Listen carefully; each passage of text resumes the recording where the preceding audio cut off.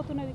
ముఖ్యమంత్రి గారు ఇంత అలుసుగా ఉంటున్నారు మహిళలని ఏమన్నా కూడా. కాబట్టి ఇక సాధారణ మహిళల పరిస్థితి ఏందండి? ఓ పదవిలో ఉన్న ఎమ్మెల్సీకే ఇటువంటి గతి ఉంటే ఈ రాష్ట్రంలో సాధారణ మహిళల పరిస్థితి ఏంటి చెప్పండి? ముఖ్యమంత్రి గారు చర్యలు తీసుకోవాలి. ఆయన తీన్మర్మల్లకి ఏం సంబంధం? ఆయనను ఏమన్నా నేను అసలు ఎప్పుడు ఏమనలేదు. నేను ఇన్ని 1.5 year నుండి బీసీల కోసం కూడా ఒక్క సెకండ్ కూడా నేను ఆయన గురించి మాట్లాడలేదు. ఆయన ఎందుకు నా గురించి మాట్లాడాలి? First point. సెకండ్ పాయింట్, ముఖ్యమంత్రి గారు మాత్రం చూసి చూడనట్టుగా ఈ వ్యవహారంలో ఊరుకుంటే తెలంగాణ ఆడబిడ్డలందరం కూడా ఇది మాకు అవమానంగానే భావిస్తాం. కానీ నేను ఇంకా బలంగా నేను సమస్యల మీద కొట్లాడుతూనే ఉంటా. వెనక్కి తగ్గే క్వశ్చనే లేదు.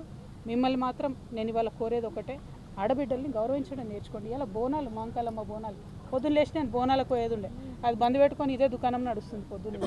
ఎందుకు ఇవన్నీ? నేను ఒకటేనండి, ప్రజా సమస్యలు ఎవరన్నా మాట్లాడవచ్చు, ఎవరన్నా ప్రజా సమస్యలు మాట్లాడవచ్చు.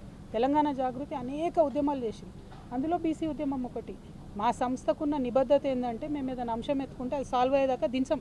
మహిళా బిల్లు ఎత్తుకున్నా దించలేదు, ఏ అంశమైనా సాల్వ్ అయ్యేదాకా దించం. అంబేద్కర్ విగ్రహం అయినా కానీ ఏదైనా కూడా ఇష్యూ సాల్వ్ అయ్యే వరకు దించం. బీసీ ఉద్యమం కూడా అంతే, ఇష్యూ సాల్వ్ అయ్యే వరకు దించే ప్రసక్తే లేదు. అటువంటి కమిట్మెంట్, అటువంటి నిబద్ధత ఉన్న సంస్థ కాబట్టి మా మీద రాళ్ళు పడతాయి, కరెక్టే. కాకపోతే ఈయన వ్యక్తిగతంగా ఎందుకు అనాలి నన్ను అని దానికి తెలంగాణ పడికట్టాను కవరింగ్ ఇచ్చుకుంటే, చూస్తూ ఊరుకుంటే, చూస్తూ వదిలేస్తే ఈ జాడ్యం పెరిగిపోతుంది, తెలంగాణ అంతా వ్యాపిస్తుంది. కాబట్టి దయచేసి ప్రజాస్వామ్యవాదులందరూ కూడా ఆడబిడ్డల పక్షాన్ని నిలబడాలని కోరుతున్నాను.